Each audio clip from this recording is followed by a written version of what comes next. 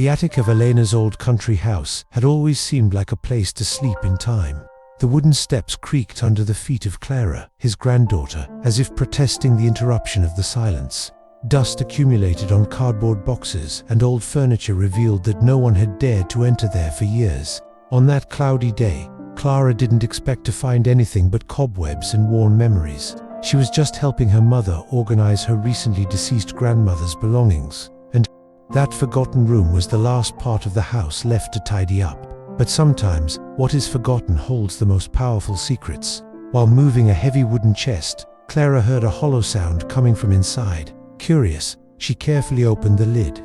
Inside, among old blankets and a bridal veil yellowed by time, she found a small wooden box with a metal closure. It was something different. The box seemed to have been placed there for a purpose, like someone guarding a treasure they don't want to lose, but also don't want to remember. Clara carefully took it out and sneezed as she lifted the dusty lid. Inside, there were dozens of letters, all delicately folded, wrapped in a faded red ribbon. Some had weakened paper, others had small old stamps and letters that looked like they were written from the heart. The sender, Viktor, a name that Clara had never heard in all the time she was with her grandmother, my Elena. This is how the first letter began that Clara, with trembling hands and wide-open eyes, opened and began to read. Each word had a weight she didn't know was possible to feel. It was as if the air around him changed. The ink, still legible, narrated deep and delicate feelings from someone he loved with desperate urgency. As if each letter were the last, she read it right there, sitting on the worn wooden floor, under the light filtering through a dirty window. The first letter spoke of the beginning of a war, of a brief farewell, and of a love that was still blossoming, but that already seemed eternal. Viktor wrote like someone who knew that time was his enemy, and that, perhaps, words were his only chance at eternity. He spoke of Elena's beauty, of the strength she transmitted even in silence, and of the hope of seeing her again. Clara felt a mixture of amazement and shock. Her grandmother, who had always been reserved about the past, seemed to have experienced a hidden love, a love that was now coming to life before her eyes. This was not just any story. It was a living memory, a piece of the heart of someone he loved deeply, but decided to silence that feeling for the rest of his life. In one of the envelopes, dated days before the end of the war, Viktor writes, "If these words reach you, know that you are not afraid of death. I was only afraid of never being able to say that you were my life." Clara had to stop. Reading made my chest tighten. My eyes were already watering. I couldn't understand how something so intense had been hidden, buried so carefully. Why didn't Elena ever talk about Viktor? Who was he really? Why did she marry another man if she seemed to love Viktor so deeply? That discovery turned not only the attic, but Clara's entire world upside down. The letters were not just stories of a romance. They were fragments of a parallel life, of a divided heart, perhaps of a renunciation, a story that had never been told, but was now crying out to be revealed. Carefully, Clara collected all the letters, closed the box, and came down from the attic. His face was no longer the same as when he had come up. There was the weight of responsibility, the brightness of curiosity, and the beginning of a mission. I knew I needed to understand who Viktor was. She needed to know why her grandmother kept that love silent. And most of all, I needed to find out how a story like this ends. Or if, in fact, stories like this ever end. He looked out the living room window at the grey sky and clutched the box to his chest. That wasn't just a memory, it was a calling. And Clara was willing to respond. That night, Clara could barely sleep. The box with the letters remained at his side like a locket, and even after the lights went out, his mind remained on. Viktor's words echoed in his head like an old, melancholic song. It wasn't just the content of the letters that intrigued her, it was the identity of the man. Who was Viktor? And why did your grandmother never mention that name even once in all the years they were together? Clara grew up hearing about her grandfather, Lionel, a serious and hard-working man who took dignified care of his family until his last days. There were photographs of him on the shelves, stories of his toughness and his struggle to keep the house together in the difficult post-war times. But Viktor, nothing. No photographs, no vague comments, no nostalgic sighs. It was as if he had never existed, and yet there were his words, written with passion, as if his entire soul had been sewn into each line. At breakfast, Clara decided to ask, "Mum, have you ever heard of someone named Viktor?" The mother stopped stirring the coffee and looked at her daughter strangely. "Viktor? No. Why?" Clara hesitated. "I didn't know where to start." But then he got up, went to the living room and brought the box. He placed it on the table as if it carried with it a truth too delicate to be told with just words. "I found this in the attic. They are letters. Lots of all directed to Grandma Elena, all signed by this guy Viktor." Silence fell like an impending storm. The mother slowly opened the cover, took out a letter, and began to read. It didn't last long. Before the halfway point, she was already visibly shaken. "That's," he murmured, unable to finish the sentence. Clara saw in her mother's eyes the same shock she felt when she opened the first letter. It was as if they were discovering another woman. The Elena who had lived with them was kind, wise, affectionate. But apparently there was a secret world in her, a hidden love that resisted time, protected with the delicacy of someone who loves in silence. "Do you think Grandpa knew?" Clara dared to ask. The mother shook her head, confused. "I don't know, but these letters are old, very old. Look at the date. This is from before he met his grandfather." Clara analyzed the envelopes. The first ones dated from 1942, the last ones from 1945, and then nothing. Why didn't she ever talk about him? The mother shrugged, but there was more than doubt in her expression.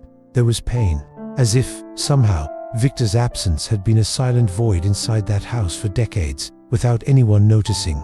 Clara returned to her room and spent the rest of the day immersed in letters. "The more I read, the more I know this man," Viktor wrote with uncommon sensitivity.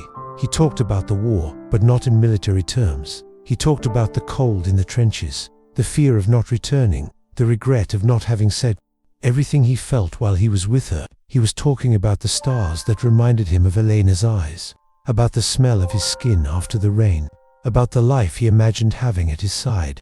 And he always signed the same way, "Yours, until your last breath, Viktor." It was a love without a doubt. It was true, pure, painful, but there was no concrete clue as to who he was beyond his words. No last name, no city, only individual dates and reports on battles and military transfers. Viktor was real, but at the same time a ghost, present in the feelings, absent in the story. Clara noticed something curious.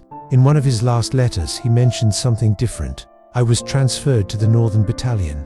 They said our group would leave for the final lines of the Eastern Front. They promised that if we survived, we would return home in a few weeks. But I know, sometimes, promises of war are made just to calm the heart.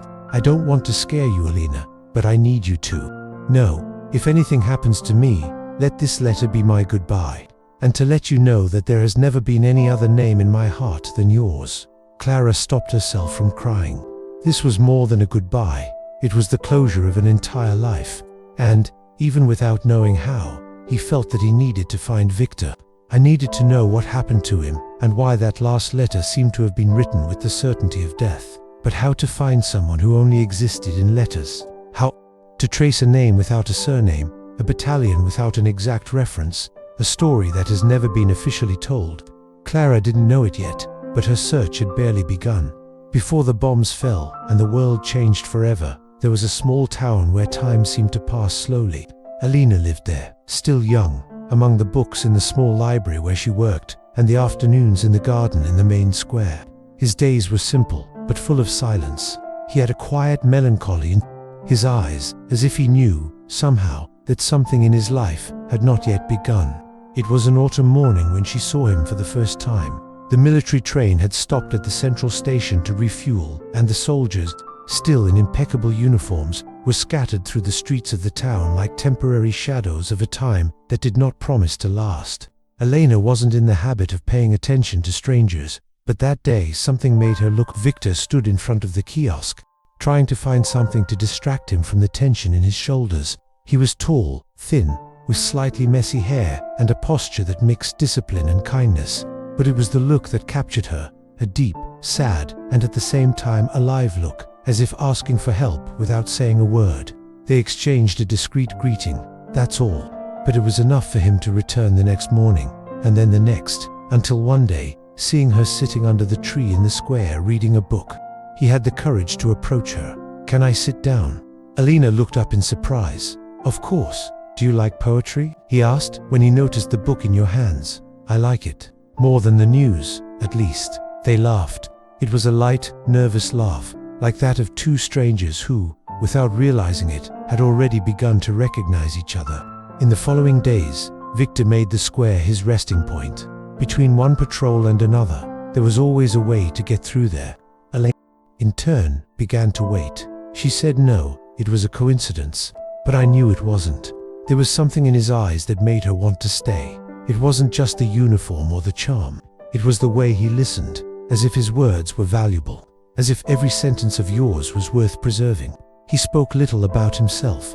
He simply said that it had been recently moved and that his troops would not remain there for long.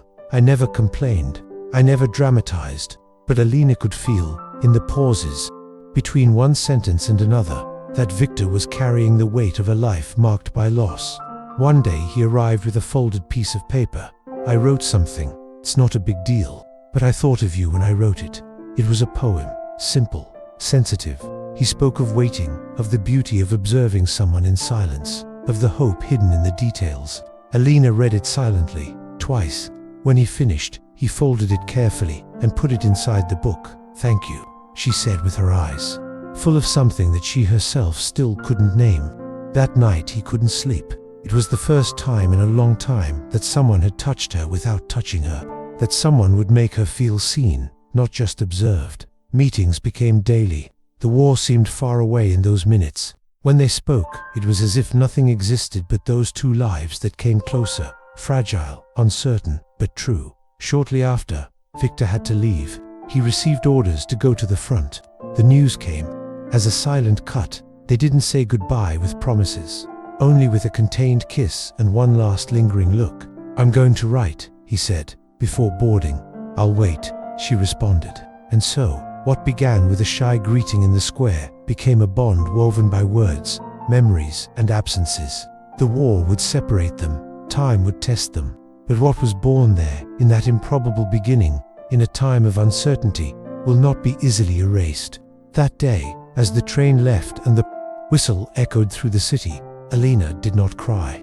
He kept everything quiet, because I already knew, deep down, that this was not just the beginning of a passion. It was the birth of something bigger, something that, still unnamed at that moment, I would learn to call love. The train took Viktor away, but it never managed to take him away from Elena. The distance that now separated them was not measured in kilometers, but in days of silence between one letter and another. And yet, amidst the explosions and gunshots that filled the skies on the front, he wrote, "Whenever I could, as long as survival and time allowed." I wrote because I needed to. He wrote because he knew that his words, if they couldn't survive the war, would at least survive it. For Elena, waiting has become her new routine. Every morning I saw the postman cross the street with the slow steps of someone who carries worlds in his pocket. I knew he wouldn't always bring something, but I expected it anyway, because a letter from Viktor was more than ink on paper. It was life. It was him breathing, thinking about her, even surrounded by death. The first letter arrived 2 weeks after departure. The envelope was stained, with burnt edges and slightly shaky handwriting, but when he opened it, Elena could almost hear his voice between the words. "Elena, my piece of peace. The nights here are cold and dark, but I stay warm remembering your smile. Sometimes I close my eyes and try to listen to the sound of the leaves rustling in the square where we meet. It keeps me grounded. It makes me believe that there is something beyond the war, something like you." With each new letter, Viktor built an intimate diary of the war, not with numbers or military victories, but with human feelings. He spoke of the fear of hearing enemy footsteps in the night, the pain of seeing a companion fall next to him, and the anguish of not knowing if this would be the last time he would have the strength to write. But he also spoke of hope, how I imagined the children I might never have, of the small house with windows open to the countryside, from the balcony where one day I expected to see her sitting with a book in her lap and her hair caressed by the late afternoon breeze. Elena, for her part, always responded with the same delicacy. He told how the flowers in the square had changed, how the sky seemed grayer since he left. He sent her excerpts from books he liked, little flowers pressed between the pages, and drawings he made by hand in the margins of letters, little reminders of a world where beauty still existed. The war, paradoxically, strengthened their love, because it did not depend on physical presence. He grew in his absence. It took root in lack, in uncertainty. Each letter was a statement, each line a prayer for the other to survive another day. There was one letter in particular, written by Viktor after a devastating attack on his line. Clara found it years later, folded more carefully than the others. In it, he said, "Today I saw death up close. I could smell it, its hot breath on my neck. But then I thought of you. And I swear to you, Elena, I fought with all my strength to return, because dying without seeing you again would be the true tragedy. If these words reach you, then I am alive. If not, let them be my last written kiss." It was impossible to read that without my eyes filling up. It was impossible not to feel that there was something bigger here than two lovers exchanging letters. It was resistance. It was faith. It was the purest form of love in the midst of the most brutal form of destruction. Time passed, and the letters continued. Less frequent, shorter, but still full of life. Sometimes Viktor wrote just one line, "I survived. I thought of you. That saved me." And it was enough for Elena to breathe for a few more days. The explosions echoed on the radio. The newspapers published lists of the dead, and families mourned their missing. But in that small country house, a young woman kept writing, kept waiting, because deep down she knew that the love she built with Viktor was greater than her fear. It was a silent pact between two hearts that decided not to give up, even when everything around them told them to give up. And when night fell, Elena lit a candle, held the last letter she received to her chest, and whispered into the void, "Wait, a little more. Viktor, I'm still here. If you have come this far, it is because something inside you was also touched by this story. Maybe I remembered someone who waited too long, or words that were never said, but that still live in the silence of the heart. And if these letters are bothering you like they did Elena, then this channel is the place for you. We build this space together, with stories that are not just about war or love. They are about everything that still beats within us, even when time tries to erase it. So if this story moved you, show that you are here. Leave a like. Now it will help this story reach more people who need to feel that way too. And subscribe to the channel, because what comes next is even stronger.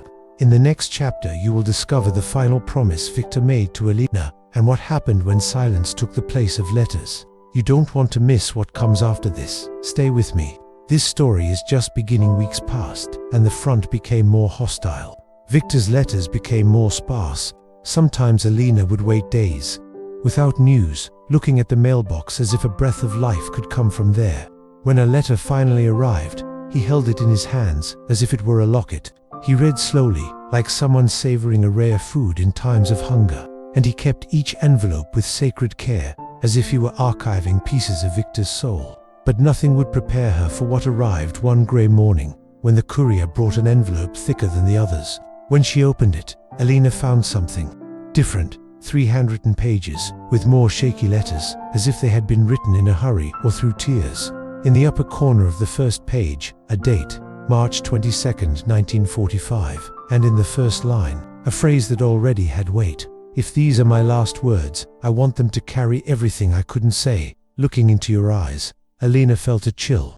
Viktor had never started like this before. As he read, he realized that this letter was more than a message. It was a farewell, a confession, a promise. The war has come to an end, the newspapers say. But here, where I am, I still don't see the end.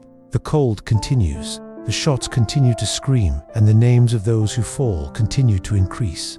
I am tired, Elena, but not tired of fighting, tired of not seeing you, tired of waiting for the reunion that will keep me standing.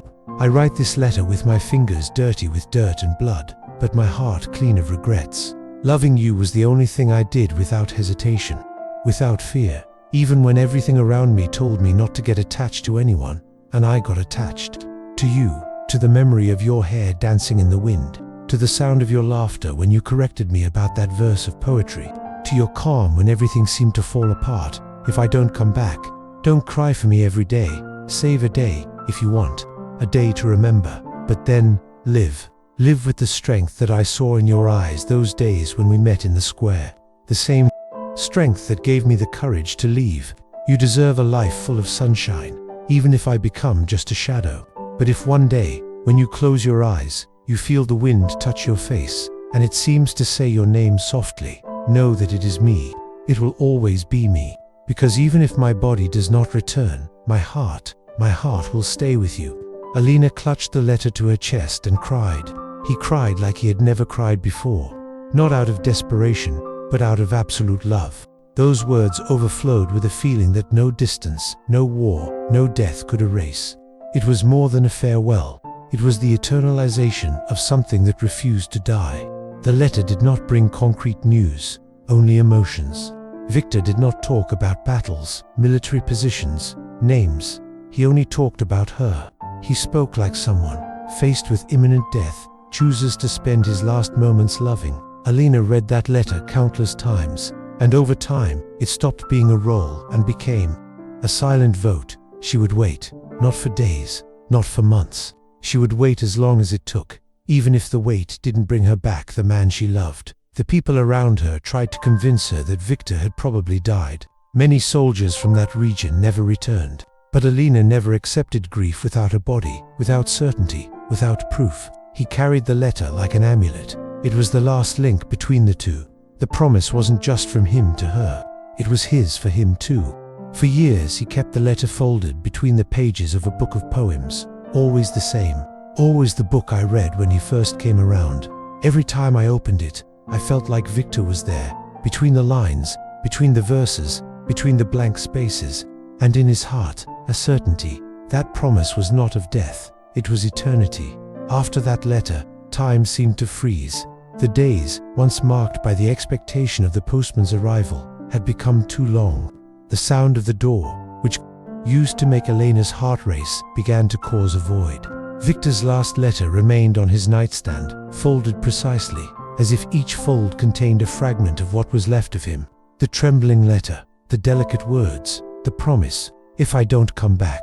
And he didn't come back. Little by little there was silence. First, due to lack of news. Then, like the absence of hope, the letters stopped arriving. The seasons have changed. The war seemed to be coming to an end. The streets were filled with people again. But for Elena, the world had stopped. Nobody said anything. No official telegram. No confirmation. Viktor's name did not appear on any list of the dead. Not on the survivor lists either. It was as if he had dissolved into the dust of the battlefield. Missing. Evaporated. It became just a memory. For others, this meant it was time to move on. For Elena, it was the beginning of the cruelest pain, uncertainty. Because when you lose someone you know is dead, there is pain. But there is also closure. There are rituals, tears, tombs. But when you lose someone who just disappears, your heart goes to war with itself. Between believing that he lives and dying of longing, or accepting that he died and carrying the guilt for giving up, Elena chose neither of the two things. She decided to wait. Life around him continued. The bells were ringing again. The markets were opening again. The young people were returning to schools. But every day I opened Viktor's letter and read it slowly, like a silent mantra. Not because I expected something new in the content, but because, in that gesture, there was presence. He came back to her through words. His friends suggested he travel, have fun, and meet new people. Elena smiled, thanked him, but refused. How to explain that your heart was absent? How can you say that the love you had experienced, however briefly, was too complete to be replaced? Months later, a military delegation arrived in the city. It was common. The soldiers returned, and the families were notified. And with them, hope was almost revived. But none of them knew Viktor. No one had heard his name. No one even knew what division they were part of. As if he had served in a private, invisible, and parallel war. Elena began to wonder, had he lied? Did you use a fake name?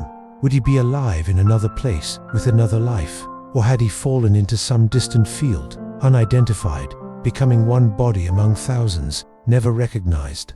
The questions were heavy, but the letter remained. My heart will be with you. Elena started writing letters to him, but he never sent them.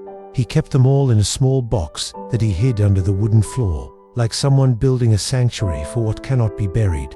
I wrote about the days, the seasons, the dreams I kept having about him. In some, Viktor would return. In others, it disappeared again. But there was always one detail in common: silence, the absence of voice. As if, even in his dreams, he could no longer speak. Eventually, Elena returned to the square where it all began. He sat on the same bench, under the same tree. Some children were playing nearby. The world seemed so different, and she, the same, carrying a love that no one saw, but that was more real than anything around him.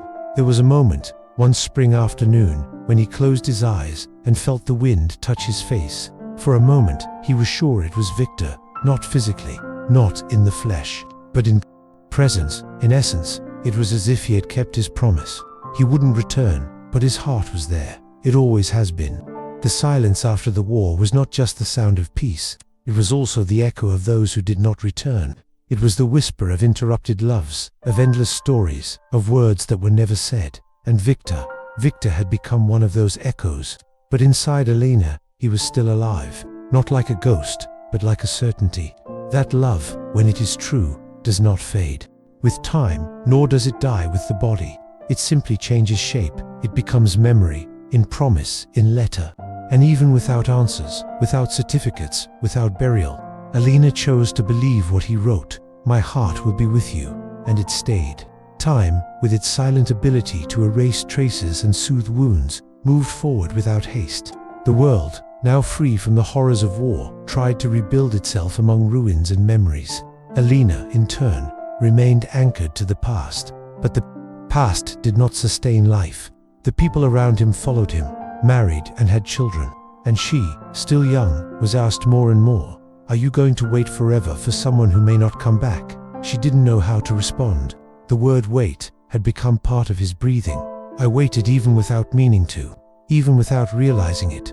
Viktor was an absence, but also a constant presence. He lived in letters, in dreams, in the leaves of the square where they met. It was silence and noise. At the same time, an absence so present that it defined every choice, every rejection, every step. It was in that setting, surrounded by a loneliness that only she understood, that Elena met Lionel. He was different, a simple man, with calm and honest gestures. He didn't have Viktor's poetic intensity, nor his eyes full of secrets, but he offered something that Elena had already forgotten: stability.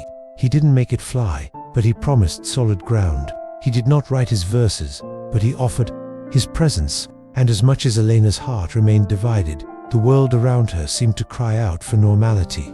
The meetings with Lionel began discreetly. Conversations at the end of the day, short walks through the town, attentive glances. He seemed to understand, silently, that there was something in Elena that he couldn't reach. He didn't charge, he didn't press. It was there, offering company to a woman who had learned to live with emptiness. Over time, coexistence turned into affection. Honey, and honey. A proposal, marriage.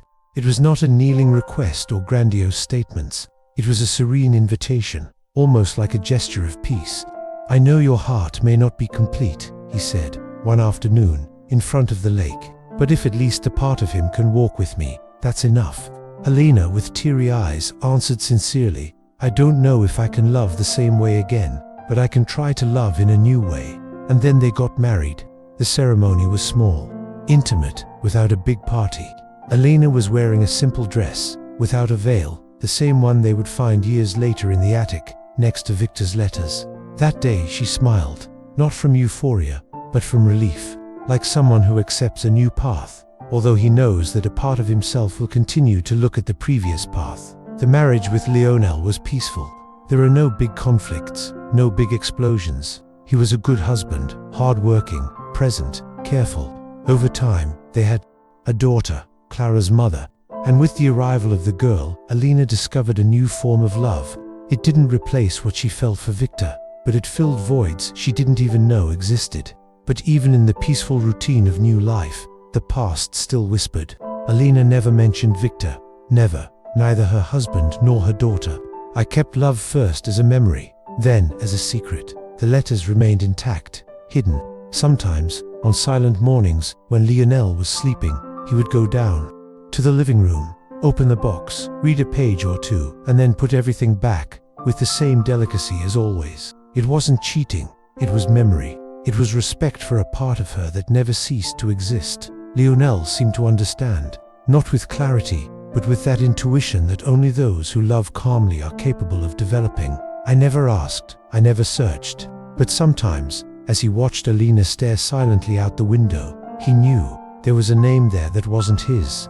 And yet, I chose to stay. Life continued. Years passed. The daughter grew up. The world has changed. And Elena grew old with dignity, taking with her two loves. One she lived, the other she preserved. In the end, marriage was like a bridge, not between two destinies, but between two versions of herself. The young woman who believed that love could win the war, and the woman who understood that sometimes love just needs to survive. When Clara found the letters in the attic decades later, she discovered that her grandmother had not betrayed Lionel or lived a double life. She simply sheltered, in silence, a love that had no end, a love that could not flourish, but nor wither. He was suspended, eternal. Time did what it always does. It passed. The seasons have changed places thousands of times, and the small town that once served as the backdrop for Elena and Viktor's shy encounters has become almost unrecognizable. Houses were renovated, squares were redesigned, people came and went, but inside that old house there was something that time has never been able to touch. A living memory, a love that did not know how to age. Elena has aged on the outside. Her hair, which had previously blown in the wind, turned grey and was tied back with hairpins. His hands, once steady as he leafed through the letters, now trembled slightly as he held them. But the eyes, those eyes, were still the same. Every time I read a letter from Viktor, it took on a youthful glow, as if, for a few minutes, the body forgot its age and returned to the moment when it all began. As the decades passed, Elena began to visit the square less frequently. The bench where he sat remained there, under the now growing tree. Sometimes, when he felt strong enough, he would walk there and stay for a few minutes, just watching. He closed his eyes and let the wind caress his face. It was as if, in that place, Viktor still existed. She never referred to him by name, not in conversations, not in dreams, out loud, but in his thoughts. Viktor was constant, not like a ghost, but like a comforting memory. It didn't bring pain, it brought meaning. He was the one who occupied the moments of silence, who appeared in dreams that did not seem like dreams, but visits. The letters, carefully stored, remained in the same place for years, a wooden box at the back of the closet, under rarely used winter blankets. Clara, as a child, played in her grandmother's room and never knew that. Just a few steps from her toys, there was the reliquary of a whole love. Elena kept that part of herself as a discreet altar. He never boasted, never forgotten. Sometimes, on birthdays or important dates, Elena would take out a specific letter, the longest one, the farewell one, and read it again, sitting alone, in silence. There were no tears, just a strange peace, as if time had made a pact with her. You grow old, but he, love, remains intact. The relationship with Lionel, over the years, was marked by mutual respect. He understood, without even asking, that there was a part of his wife that was his alone, a space in which he did not enter, but which he did not try to dispute either. At some point in his life, Lionel understood that loving is also allowing another to be loved, even if it is in silence, even if someone is no longer there. When Lionel fell ill, as an old man, it was Elena who accompanied him until the end, with love, with gratitude. It wasn't a movie love, but it was an honest and deep love, built over time and sustained by the daily decision to stay. And when he buried him, Elena cried. She cried for everything they had experienced, but also, perhaps, for everything she could never experience with Viktor. After her husband's death, Elena began to walk more slowly, but her mind remained clear. He always spoke little about the past, but looked fondly at the future. And in her loneliness, she never seemed alone, because she knew a part of her was still connected to something much bigger than time, something that no calendar could erase. On Sundays, she spent long hours sitting in the living room armchair, with a book in her lap and the box of letters in her lap. Read, reread, smile. Sometimes he murmured the passages under his breath, words as sentences, like mantras. And when her granddaughter Clara asked her what it was about, she simply responded, "They are stories that time did not take away." Years later, when Clara found that box in the attic again, she would understand the weight of that phrase, because the love between Elena and Viktor was never defined by duration, but by depth. It was never measured in days together, but in written words, and he never grew old. because he always lived in the place where time does not enter, inside the heart of those who do not forget.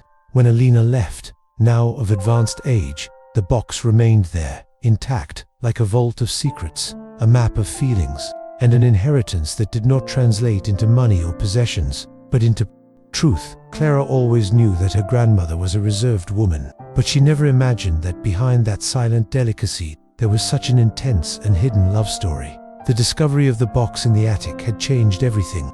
Far from being just a curious find among old souvenirs, Viktor's letters became for her a window to a past that no one had had the courage to tell.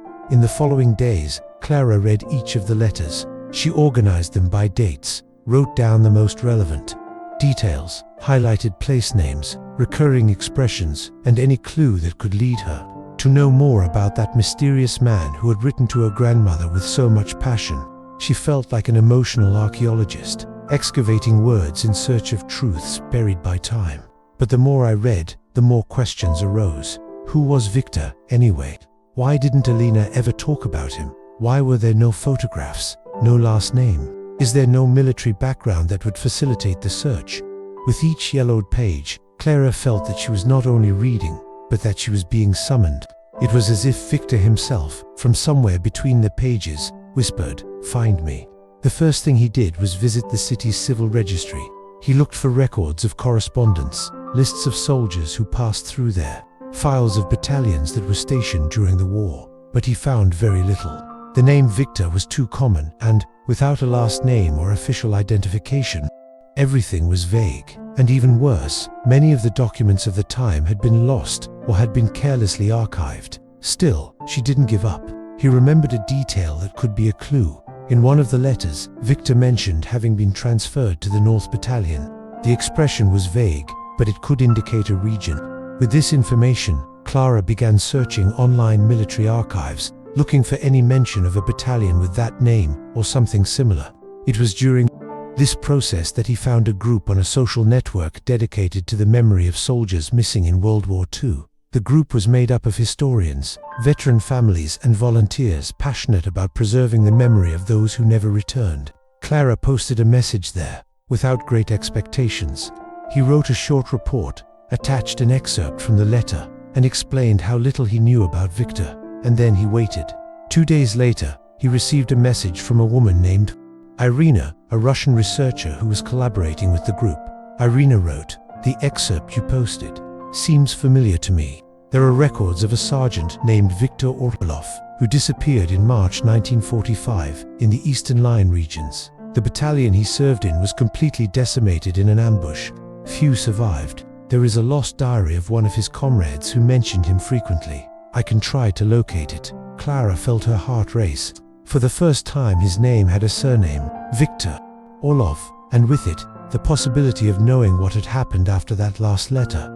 If he had really died, or if, for some reason, he never made it back. While waiting for Irina's response, Clara decided to visit the places mentioned in the letters, or at least, what was left of them.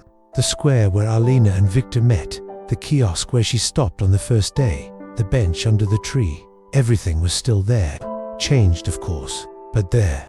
And as she walked through those streets, Clara felt as if her own steps were echoes of the past, walking the path of two hearts that should never have been separated. In one of the oldest letters, Viktor mentions a small bookstore where Elena used to buy her books. Clara found the place, now transformed into a cafeteria, and spoke with the owner, who, coincidentally, was the granddaughter of the previous owner. The woman, upon hearing the story, was moved. "My grandfather always talked about a young woman who went there often, silent, but with deep eyes, and he said that one day a soldier left him a note between the pages of a book. He spoke of it with so much affection. I never knew who they were." It was as if the ghosts of the past were beginning to reveal themselves, as if, finally, the story was ready to be told. But Clara knew. She didn't want to just know the ending. "I wanted to make sense of my grandmother's silence. I wanted to understand how someone could love so much and be so silent. And more than that, I wanted to honor that love. A love that resisted war, time, and oblivion, that survived in letters, in dreams, and now, through her, he found a new chapter." Days after the last message exchanged with Irina, Clara received a new email with the title, "We found something." It was brief, direct, but the words seemed to have a weight that was difficult to describe. When he opened it, his heart almost jumped out of his mouth. Elena explained that a notebook rescued by Russian soldiers after the end of the war had been found in an old archive box in the military museum in Volgograd. The diary belonged to a corporal named Alexei Morozov, a survivor of the attack that had decimated the battalion to which Viktor possibly belonged. In the attached scan, you can read extracts from the already aged pages, and right there, in the middle of the chaos described in hasty letters stained with time and perhaps blood, was the name Viktor Orlov. March 1945, Eastern Line. We were surrounded by enemy troops. We have lost contact with command. Viktor was still trying to keep the men together. He said we had to survive for someone. "She's waiting for me," he repeated. And even between screams and explosions, Viktor wrote. Yes, I wrote. He said he needed to finish the most important letter of his life. He walked away for cover, carrying the envelope in his coat pocket. That was the last time I saw him. Clara reread these lines dozens of times. There was the proof. Viktor existed. He fought. And until the last moments I thought about Elena. I wrote, "He protected the letter as if it were the only thing that still made sense in a destroyed world." That said it all. And more than that, it confirmed that that last letter, the one Elena received, was written on the threshold between life and death, the testament of a love that never gave up. But there was more.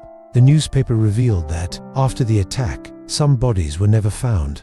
Among them, Viktor's. Some soldiers were hastily buried, others simply disappeared into the mud, snow, and confusion of the retreat. Viktor was officially missing in action, and that explained everything. The lack of records, the lack of certificates, the silence. He was not forgotten, he was lost.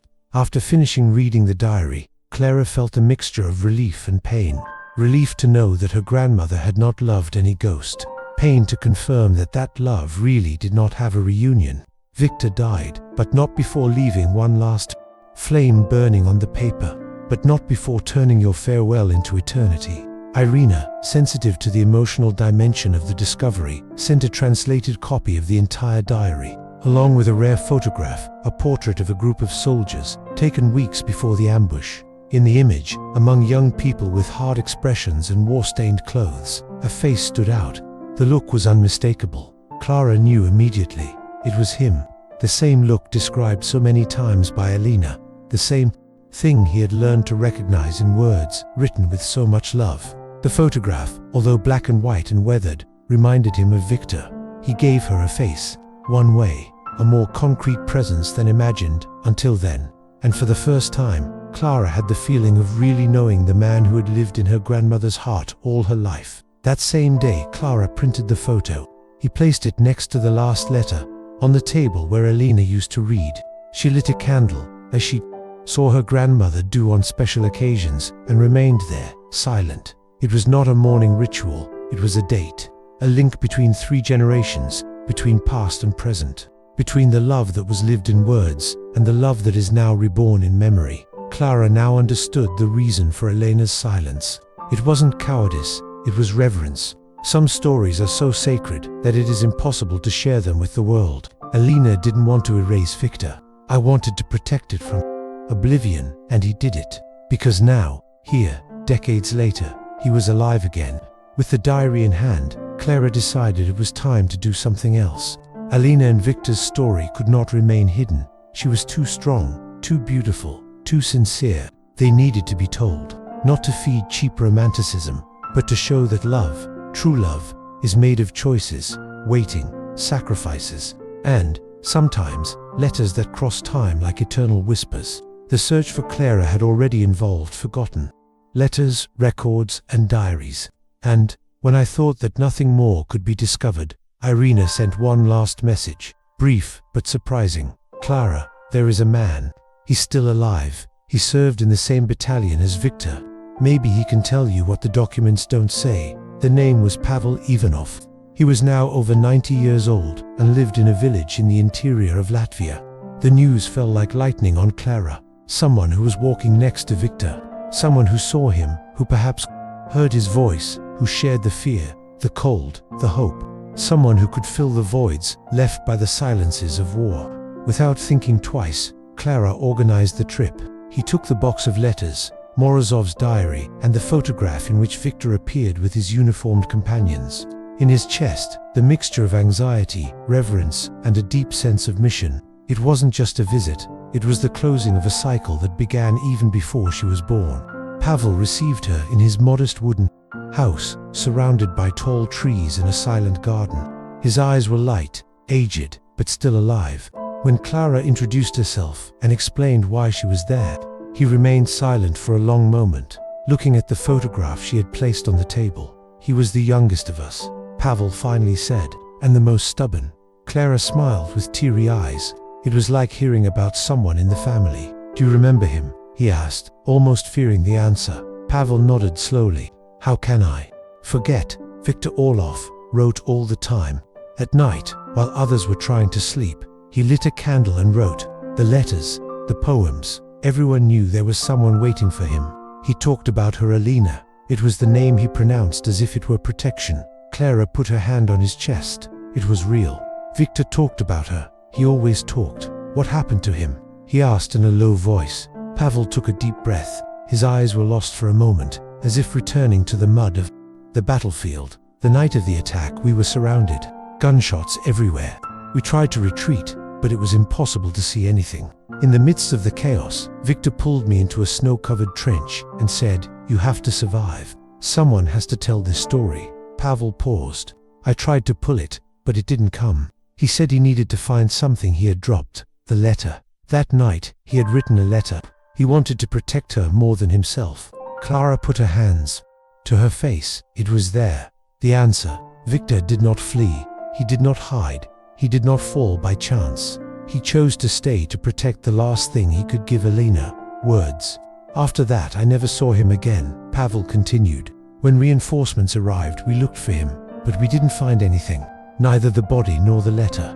And over time, we all thought he had died with the others. But if Elena got that last letter, then he made it. He kept his promise. Clara took the last letter out of her bag, the same one that your grandmother read silently in the early hours of the morning. He handed it to Pavel. He took the paper with trembling hands and read it with difficulty, his eyes watering with each line. It's him, there are no doubts. The two remained silent for long minutes. The past, so distant, now pulsed between them, present, alive. Pavel, with his already fragile memory, had kept for decades a story that many had forgotten. And now, finally, he connected with what Elena had kept secret her entire life. Before leaving, Clara asked permission to record part of the conversation. Pavel accepted, with one condition: tell him that he didn't die alone. Let's say he died fighting for a letter, for a woman, for love. People forget this, but it's the most important thing, Clara promised. And upon returning home, carrying in her heart that testimony so simple, and at the same time so sacred, she understood. Viktor was not just a memory of her grandmother. It was a story that needed to be told. A love that survived war, time, oblivion, and now, through it, it found the world again. Even after all the discoveries, Morozov's diary, Pavel's testimony, the photograph and the details of the ambush that sealed the battalion's fate, a doubt remained in Clara's heart like a dissonant note at the end of a symphony. What if there was a letter that Elena never received? What if Viktor, on that night that everyone reported as his end, had actually written something else, something that was lost in the blood and mud of the trench? It was Irina who, once again, brought light to the darkness. In a new email she wrote, "Clara, maybe it's a coincidence, maybe not, but in the archives of Field Hospital number 17, on the border of the former East Prussia, we found an unidentified letter, written in Russian, addressed only to my Elena. It was kept inside a logbook, apparently compiled by an anonymous nurse. The letter was never sent. It is intact. Do you want me to send you a copy?" Clara responded immediately. In his mind, the world stopped spinning. He waited, without breathing, until the file arrived. And when she opened the scanned document, she knew, even before she finished the first line, that it was him. The lyrics, the tone of voice, the care with each word. It was Viktor. The letter was dated March 23, 1945, exactly one day after the last message Elena received. The content was brief, and yet devastating. "Helena, me, I don't know if this letter will find its way. Maybe no one will read it. Maybe you will get lost, like many of us. But I need to write it anyway. I need to record what my heart silently screams. Yesterday, I thought it would be the end, but I'm still here. The shooting stopped for a while, and I found refuge in a destroyed cabin, where I, right now, with dirty fingers and a sore chest. I don't know how much time I have left, but I know it will be yours. If I don't make it back, and something tells side of time, yours forever, V. Clara read in silence. He felt a tingling sensation in his hands. He cried without shame, as if he were releasing not only the pain of that letter, but the accumulated pain of generations. That was on paper, Viktor's last attempt to stay present. And somehow, it had survived time, fire, war. It had not been lost. She just waited for them to find the right moment. At that moment, Clara understood that this letter needed to be read by the only person for whom it was written, even if that person was no longer alive, even if his eyes would never open to the world again. Still, he deserved to hear it, even if it was through his granddaughter's voice. The following Sunday, Clara went to the cemetery where Elena rested.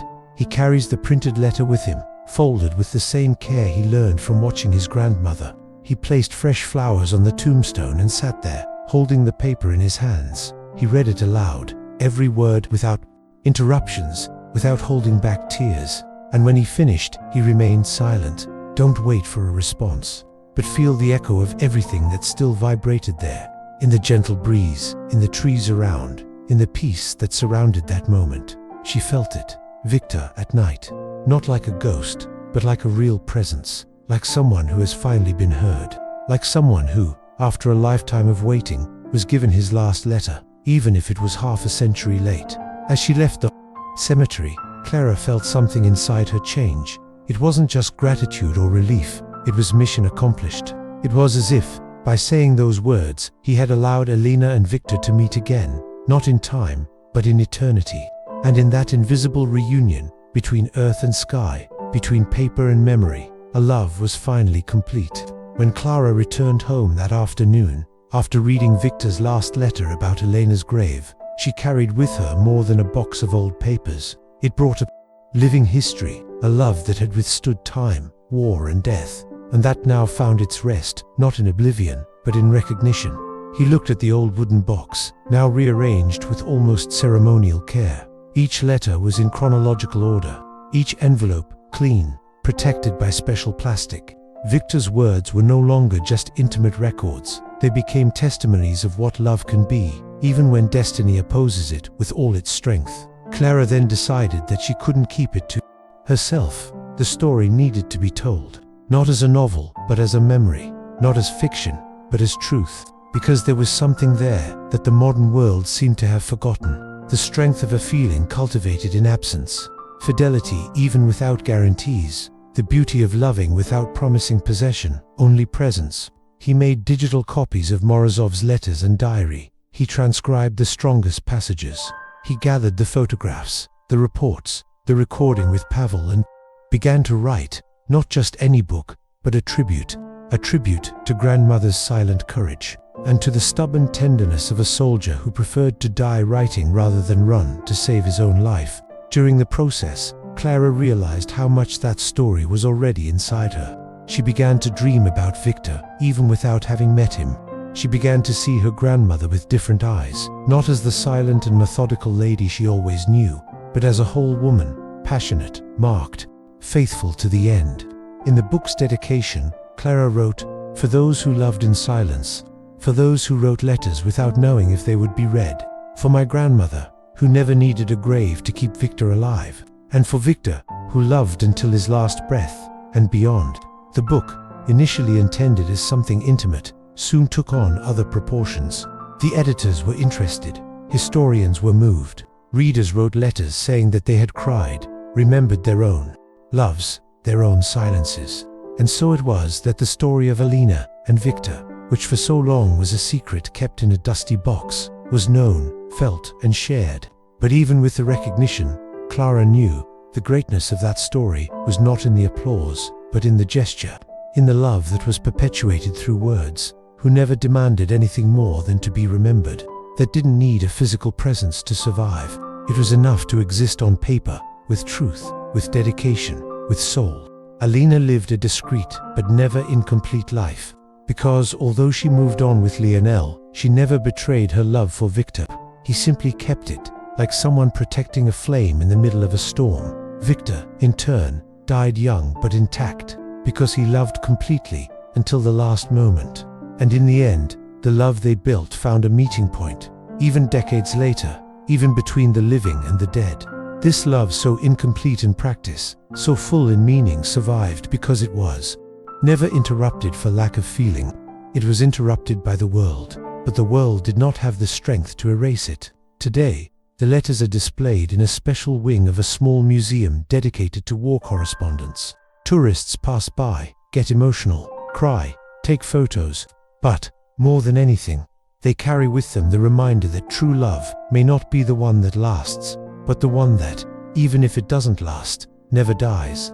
And Clara, every time she visits the museum, smiles when she sees two photographs side by side. In one, Viktor's first letter to Elena, in another, the last, never given in his lifetime, but read with reverence on his tomb. In the end, Elena and Viktor didn't need to meet in person again. They were in love from the beginning, and Clara, with her search, with her dedication, was the connecting instrument between two hearts that never stopped beating at the same rhythm. Because there are stories that don't end on the last page. There are loves that live on paper, and they never die in the heart. If this story touched something inside you, it's because it doesn't just talk about Elena and Viktor.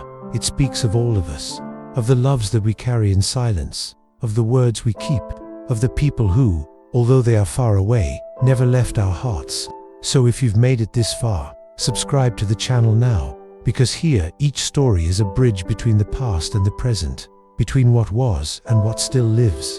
Leave your like so that this story reaches more hearts that need to remember that love is still worth it.